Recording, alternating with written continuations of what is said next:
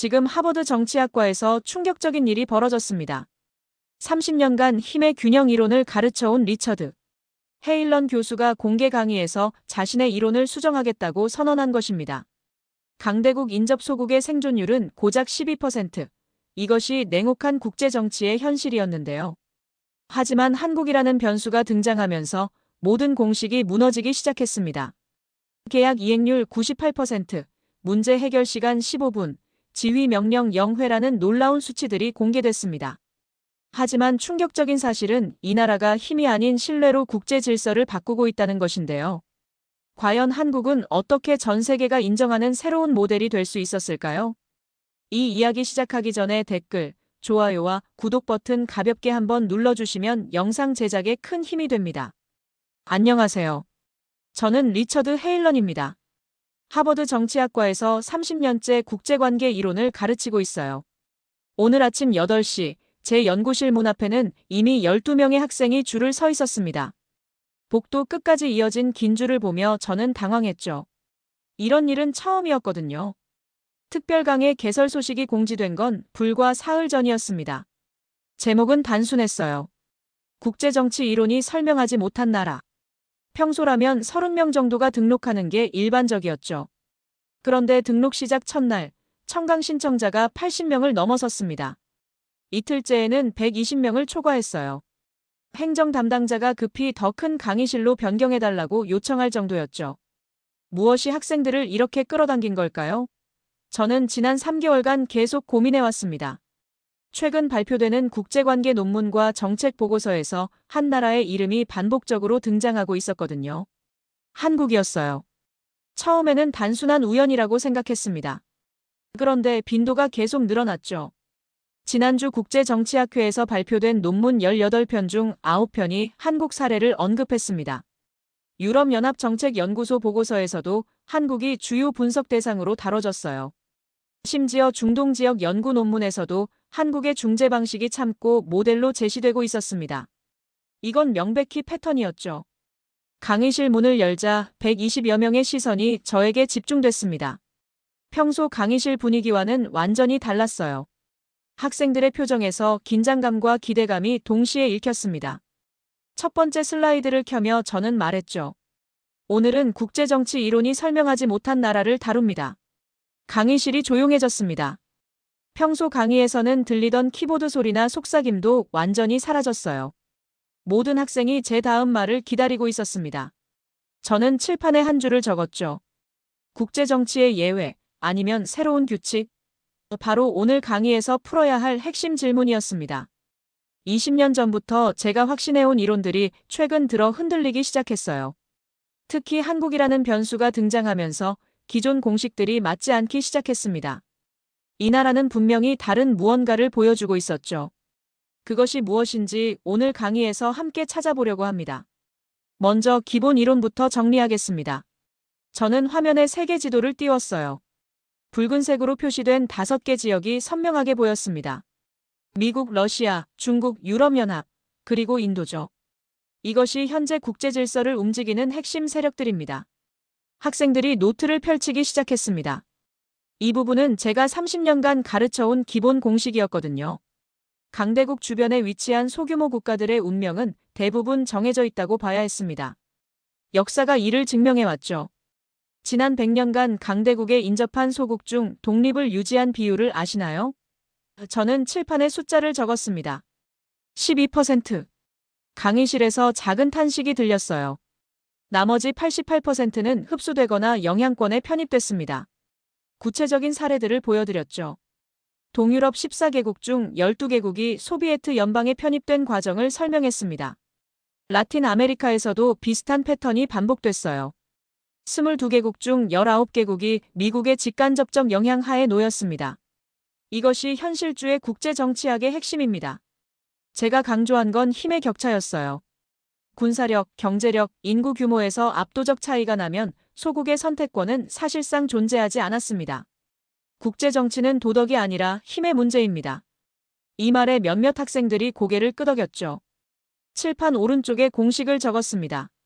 국력 차이가 10배 이상 나면 흡수 확률이 90%를 넘어선다는 내용이었어요. 이는 지난 20년간 제가 연구해온 결과였습니다. 논문 20편과 저서 3권에서 일관되게 주장해온 이론이기도 했죠. 그렇다면 예외는 없을까요? 제가 질문을 던지자 강의실 분위기가 바뀌었습니다. 학생들의 표정에서 호기심이 읽혔어요. 스위스, 싱가포르 같은 나라들이 떠오르실 겁니다. 하지만 이들에게는 특별한 조건이 있었죠. 스위스는 지리적 고립과 중립선언으로 생존했다고 설명했습니다. 싱가포르는 해상교통의 요충지라는 전략적 가치 때문에 보호받았다고 봤어요. 결국 힘이 아닌 다른 요소로 살아남은 경우들입니다. 하지만 이런 예외들조차 제한적이었어요.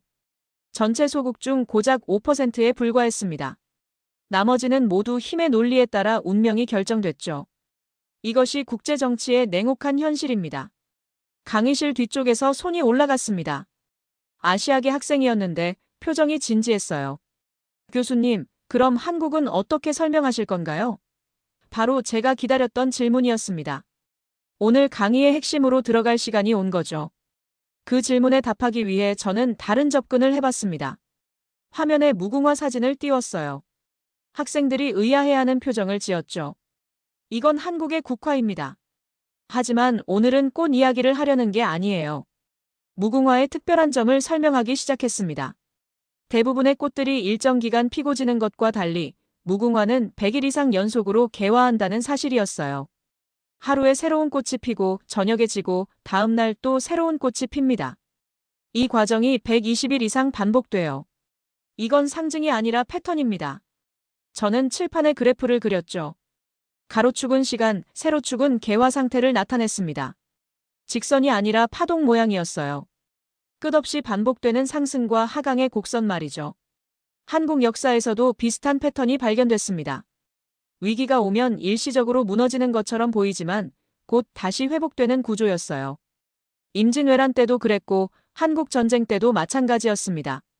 매번 완전히 끝난 것처럼 보였지만 결국 재생됐죠. 구체적인 수치를 제시했습니다. 임진왜란 당시 조선 인구는 800만 명에서 400만 명으로 반토막 났어요. 하지만 30년 만에 다시 700만 명대로 회복됐습니다. 한국 전쟁 때는 더 극적이었죠. 전체 산업시설의 80%가 파괴됐는데 20년 만에 전쟁 이전 수준을 넘어섰어요. 이런 회복력을 뭐라고 설명할 수 있을까요? 저는 학생들에게 질문을 던졌습니다. 몇몇 학생이 불굴의 의지 같은 답을 했지만 저는 고개를 저었어요. 감정적 해석으로는 설명이 안 됩니다. 데이터를 더 파헤쳐 봤죠. 한국이 위기를 극복하는 방식에는 일정한 패턴이 있었습니다. 첫째, 위기 인식 속도가 빨랐어요. 둘째, 집단 대응이 즉시 시작됐습니다. 셋째, 개별 희생보다 전체 생존을 우선시했죠. 무궁화가 하루하루 새로 피는 것처럼 한국도 매번 새로운 방식으로 문제를 해결해 왔습니다. 같은 위기가 다시 와도 이전과는 다른 대응을 보였어요. 이게 바로 적응적 재생 구조입니다. 강의실 분위기가 달라졌습니다. 학생들이 열심히 적기 시작했어요. 제가 제시한 건 기존 국제정치 이론으로는 설명하기 어려운 현상이었습니다. 힘의 균형도 지정학적 위치도 아닌 다른 변수가 작동하고 있었거든요. 그렇다면 현재 한국은 어떨까요? 저는 최근 3년간의 데이터를 화면에 띄웠습니다. 코로나, 공급망 위기, 에너지 문제까지. 전 세계가 혼란에 빠진 상황에서 한국이 보인 대응 방식을 분석해 볼 시간이었어요. 여기서부터 진짜 흥미로운 이야기가 시작될 예정이었습니다. 바로 그때 강의실 중앙에서 손이 올라갔습니다. 중국 유학생이었어요. 이름은 천루이였죠. 표정이 매우 진지했습니다. 교수님, 질문이 있습니다. 강의실이 조용해졌어요. 천루이가 일어서더니 노트북을 들어 보였습니다. 교수님이 제시한 한국 역사 사례에 문제가 있습니다. 목소리에 확신이 담겨 있었어요. 저는 그가 무슨 말을 하려는지 궁금했죠. 살수대첩에서 고구려군이 수나라 30만 대군을 물리쳤다고 하셨는데요. 천루이가 화면을 가리키며 말했습니다. 중국 정사 기록을 보면 실제 병력은 10만 명 정도였어요. 30만은 과장된 숫자입니다. 강의실에서 웅성거림이 일었습니다. 학생들이 서로 눈을 마주치며 당황하고 있었어요. 천루이는 계속했죠. 명량대첩도 마찬가지입니다. 조선 함선 13척이 일본 함선 330척을 물리쳤다는 기록 말이에요. 일본 자료를 보면 실제는 130척 정도였습니다. 저는 잠시 침묵했습니다. 사실 이런 반박이 나올 수 있다는 걸 예상하고 있었거든요. 천루이의 지적이 완전히 틀린 것도 아니었어요. 역사 기록에는 늘 과장이 섞여 있죠. 그렇다면 교수님의 이론도 의심스럽습니다. 천루이가 목소리를 높였어요. 과장된 숫자로 만든 패턴이라면 신뢰할 수 없지 않나요? 강의실 분위기가 긴장됐습니다. 다른 학생들이 제 반응을 주시하고 있었어요. 저는 천천히 답했습니다. 좋은 지적이네요. 하지만 중요한 건 개별 전투의 정확한 숫자가 아닙니다. 칠판에 다른 수치들을 적기 시작했어요. 전체적인 결과를 봐야 해요. 수나라는 고구려 침입 후 10년 만에 멸망했습니다. 몽골 침입 때도 고구려 유민들이 끝까지 저항했어요. 임진왜란 때 조선이 완전히 무너졌다면 일본이 명나라까지 침입했겠죠. 저는 더 큰 그림을 제시했습니다. 천루이가 다시 반박했어요. 그건 중국과 명나라의 지원 때문 아닌가요? 한국 혼자 힘으로 이긴 게 아니라요. 이 말에 몇몇 학생들이 고개를 끄덕였습니다. 논리적으로 타당한 지적이었거든요. 숫자가 틀리면 이론도 무너집니다. 천루이가 단호하게 말했어요. 강의실이 다시 조용해졌습니다. 모든 시선이 저에게 집중됐죠. 제가 어떻게 답할지 기다리고 있었어요. 사실 천루이의 반박은 예상 범위 아니었습니다. 하지만 학생들 앞에서 이렇게 공개적으로 도전받는 건 처음이었어요. 제 30년 강의 경력에서 가장 긴장되는 순간이었죠. 저는 잠시 시간을 달라고 했습니다. 노트북을 열어 다른 자료를 찾기 시작했어요. 천루이의 지적에 정면으로 답할 수 있는 더 확실한 근거가 필요했습니다. 강의실의 긴장감이 최고조에 달했죠. 잠시 후 저는 화면을 바꿨습니다. 중국 정사 원문이 나타났어요. 천루이 학생이 언급한 중국 기록을 직접 보겠습니다. 강의실이 다시 조용해졌죠. 학생들이 숨을 죽이고 지켜보고 있었어요. 수서 양재기를 보면 이렇게 나옵니다.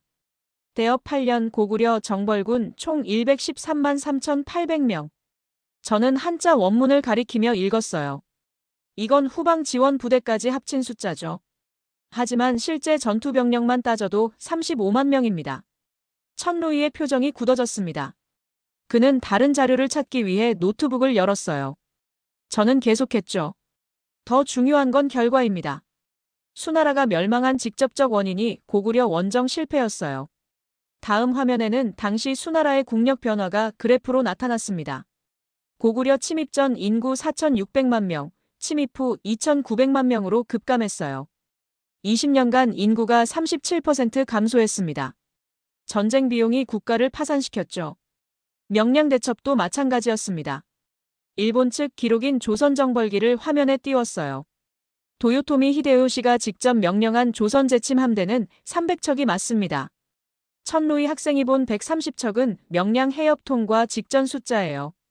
저는 더 큰 데이터를 제시했습니다. 하지만 개별 전투보다 중요한 건 이런 승리들이 쌓여서 만든 결과예요. 새로운 그래프가 나타났죠. 전쟁에서 이기는 것과 국가가 발전하는 것은 같은 원리입니다. 한국 경제 성장률 변화였어요. 1960년 1인당 GDP 120달러에서 시작됐습니다. 이게 진짜 핵심입니다. 한 번의 승리가 아니라 반복된 결과입니다. 그래프선이 가파르게 상승했어요. 1970년 1000달러, 1990년 10,000달러, 2020년 3만 달러를 넘어섰습니다. 현재 3만 5천 달러까지 올랐죠.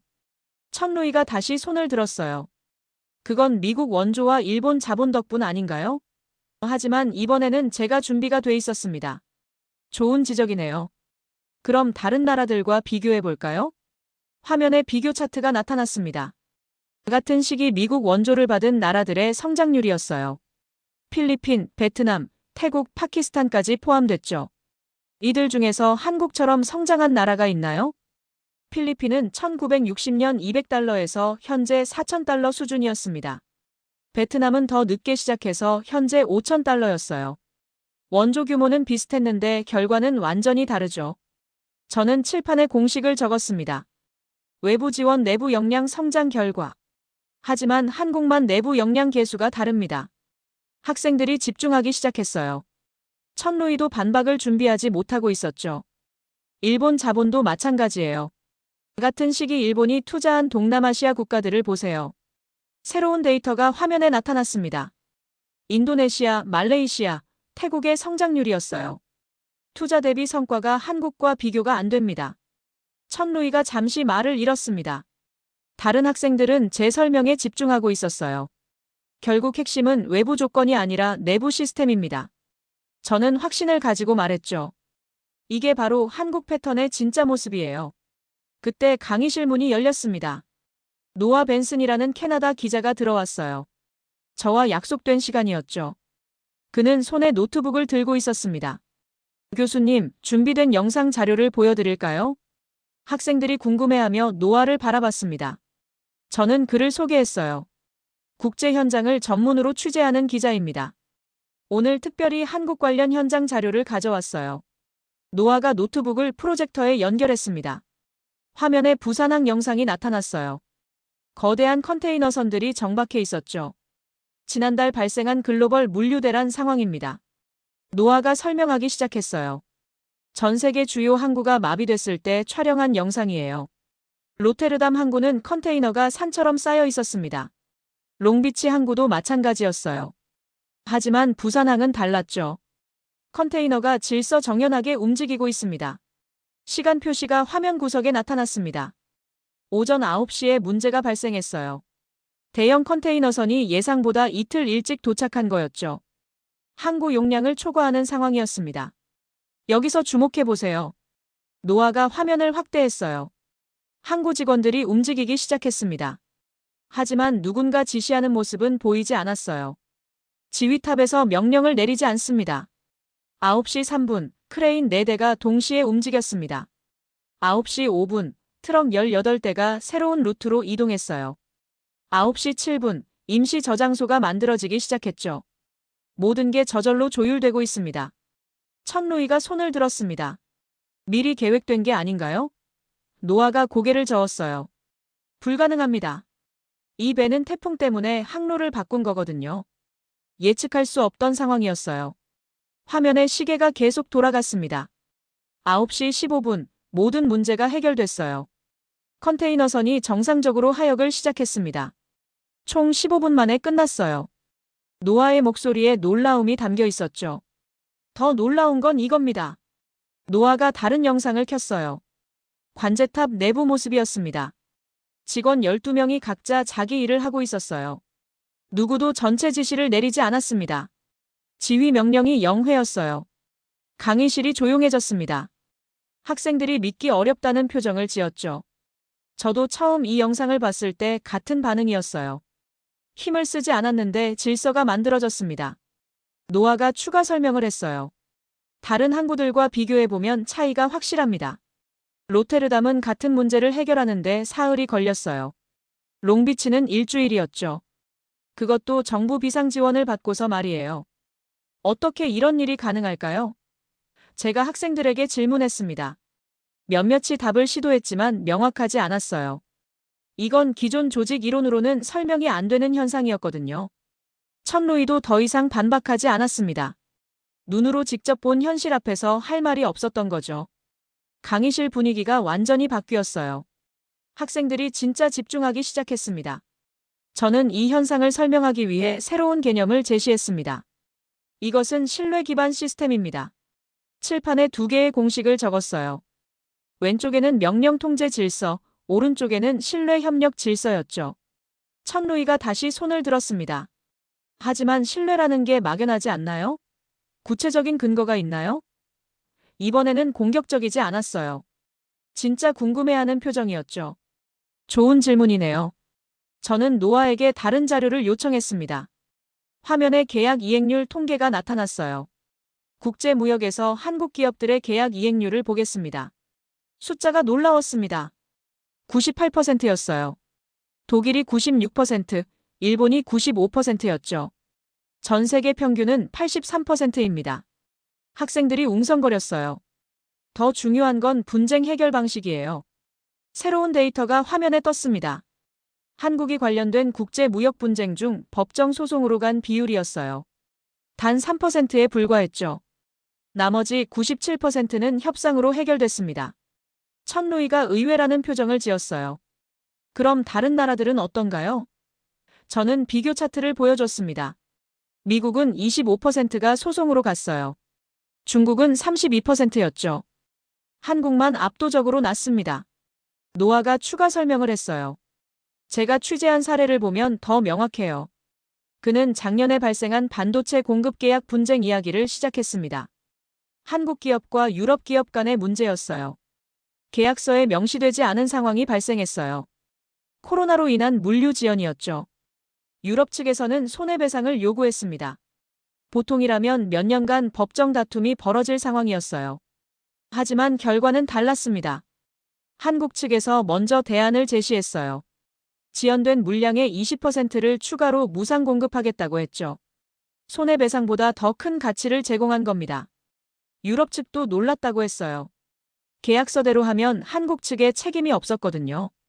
하지만 한국 기업은 장기적 관계를 택했습니다. 결과적으로 이 유럽 기업은 다음해 더 큰 계약을 한국과 체결했어요. 신뢰는 군사력이 아니라 이행률에서 나옵니다. 저는 칠판에 핵심 문장을 적었죠. 학생들이 진지하게 받아 적고 있었어요. 천루이도 고개를 끄덕이고 있었습니다. 저는 더 큰 그림을 제시했어요. 국제 정치에서 힘은 두 가지입니다. 하드 파워와 소프트 파워죠. 하지만 한국이 보여주는 건 제3의 힘이에요. 칠판에 트러스트 파워라고 적었습니다. 이것이 바로 무궁화 패턴의 핵심입니다. 100일 이상 계속 피는 것처럼 신뢰도 하루하루 쌓여가는 것이었어요. 한 번의 큰 승리가 아니라 매일의 작은 약속 지키기였죠. 강의실 분위기가 완전히 달라졌습니다. 처음에 회의적이었던 학생들도 집중하고 있었어요. 천루이는 더 이상 반박하지 않았죠. 오히려 궁금해하는 표정으로 제 다음 말을 기다리고 있었습니다. 강의가 끝나갈 무렵 저는 강단 앞에 섰습니다. 30년간 서왔던 그 자리였어요. 하지만 오늘은 느낌이 달랐죠. 제가 지금까지 믿어왔던 모든 것을 다시 생각해봐야 하는 순간이었습니다. 오늘 강의를 정리하겠습니다. 저는 천천히 말했어요. 120여 명의 학생들이 조용히 듣고 있었죠. 천루이도 마찬가지였습니다. 처음 강의 시작 때와는 완전히 다른 분위기였어요. 칠판에 적혀있던 공식들을 다시 봤습니다. 힘의 균형 국제 질서라는 제가 30년간 가르쳐온 이론이었어요. 이 공식이 틀렸다는 게 아닙니다. 학생들이 의아해했죠. 하지만 완전하지 않아요. 저는 오른쪽 칠판에 새로운 공식을 적기 시작했습니다. 신뢰 협력 지속 가능한 질서. 펜을 놓고 학생들을 바라봤어요. 이것이 한국이 보여준 새로운 모델입니다. 국제 정치학을 공부하면서 저는 늘 양육강식의 세계를 가정해왔어요. 제 목소리에 감정이 담겼습니다. 하지만 오늘 본 데이터들은 다른 가능성을 보여줍니다. 노아가 정리한 마지막 자료를 화면에 띄웠어요. 한국이 참여한 국제 협력 프로젝트들의 성공률이었습니다. 93%였어요. 전 세계 평균 67%보다 훨씬 높았죠. 여러분, 이것이 의미하는 바를 아시나요? 저는 학생들에게 질문했습니다. 힘으로 만든 질서는 일시적이지만 신뢰로 만든 질서는 지속됩니다. 천루이가 손을 들었어요. 교수님, 그럼 기존 이론은 어떻게 되는 건가요? 더 이상 반박이 아니라 진짜 궁금함이었죠. 저는 미소를 지었습니다. 기존 이론이 사라지는 건 아니에요. 다만 적용 범위가 제한적이라는 걸 인정해야 합니다. 저는 칠판 가운데에 큰 원을 그렸어요. 이것이 전체 국제 정치의 영역이라면 힘의 논리는 이 정도입니다. 원의 3분의 1 정도를 색칠했죠. 나머지 영역에서는 다른 원리가 작동해요. 한국은 바로 그 영역에서 성공한 사례입니다. 학생들이 진지하게 듣고 있었어요. 강의실이 조용했습니다. 저는 30년 교수 생활에서 가장 어려운 말을 해야 했습니다. 제가 지금까지 가르쳐온 이론을 수정하겠습니다. 학생들이 놀란 표정을 지었어요. 교수가 공개적으로 자신의 이론을 바꾸겠다고 선언하는 건 흔한 일이 아니거든요. 미래 국제 질서는 힘이 아니라 신뢰로 작동할 겁니다. 저는 확신을 가지고 말했죠. 한국이 보여준 모델이 새로운 표준이 될 가능성이 높아요. 강의실에서 박수가 터져나왔습니다. 천루이도 박수를 치고 있었어요. 저는 가슴이 뭉클했습니다.